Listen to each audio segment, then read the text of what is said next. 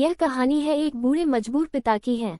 एक गांव में एक आदमी रहता था जो बहुत बूढ़ा हो चुका था, जिस वजह से उसे कम दिखाई देता था और बहुत कमजोर हो गया था।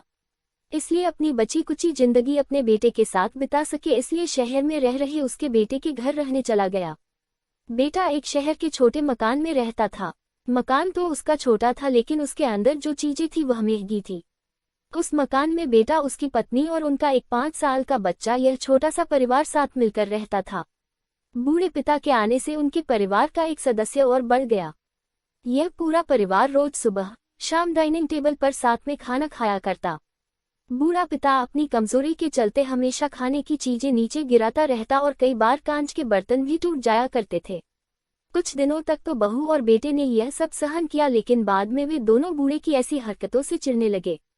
एक दिन बेटे ने कहा कि ऐसा कब तक चलेगा, हमें कुछ करना पड़ेगा। उसकी पत्नी भी इस बात से सहमत हुई। अगले दिन बेटा कहीं से एक पुराना मेज लेकर आया और घर के एक कोने में उसे लगा दिया और अपने पिताजी से कहा कि आप यहीं पर बैठकर खाना खा लिया कीजिएगा। उन्होंने एक लकड़ी का बर्तन भी बनवाया जिसमें वे अपने बूढ़े बाप को खाना देने लगे। अपने कांच के कीमती बर्तन बचाने के लिए अपने पूरे बाप को लकड़ी का बर्तन देने में उन्हें जरा भी शर्म नहीं आई।